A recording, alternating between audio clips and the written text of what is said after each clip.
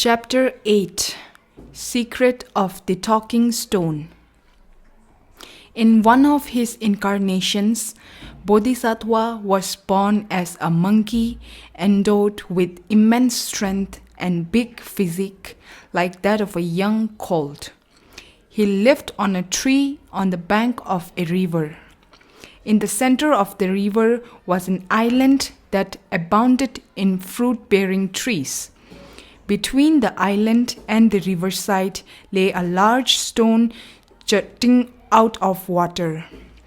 The monkey would leap from the stone and in one go reach the island where the fruit-laden trees grew.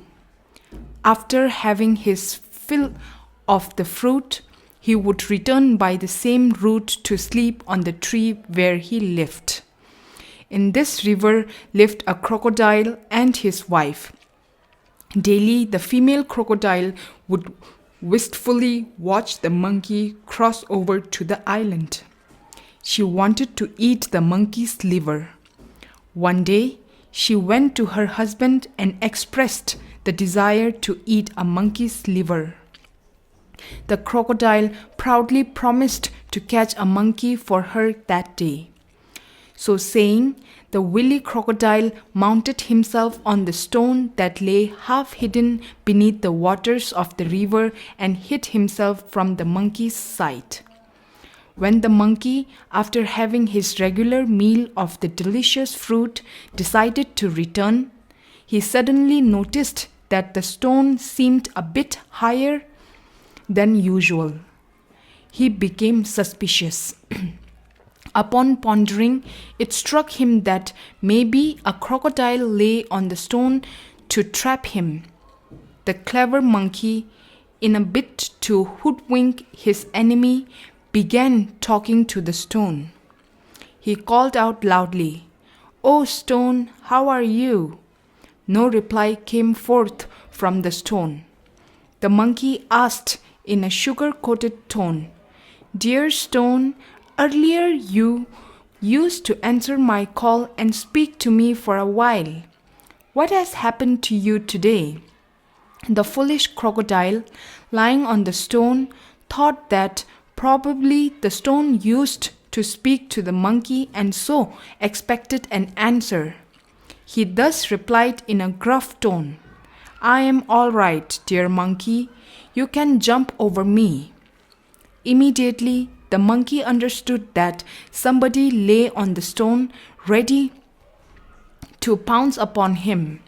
He shouted angrily, "Who are you? Stones never speak, you fool!" Realizing that the monkey had caught him red-handed, the crocodile raised his head and announced boldly, "I am the crocodile." The monkey shouted, "What do you want?" "I want your liver," replied the crocodile, pursing his lips in anger.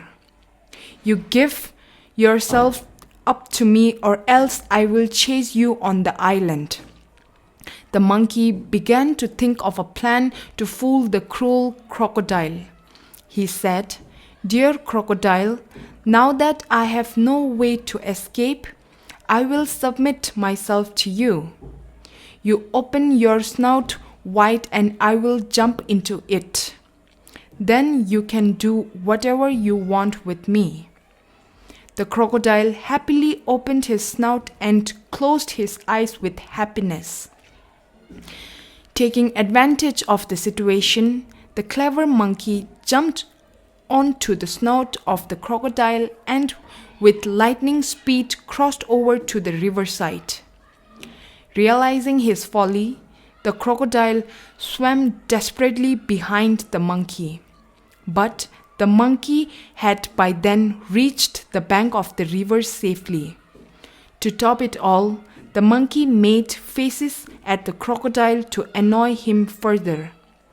The crocodile did not know how to teach a lesson to the smart monkey. Luckily for him, one day he found the monkeys bending down on the bank of the river to drink water.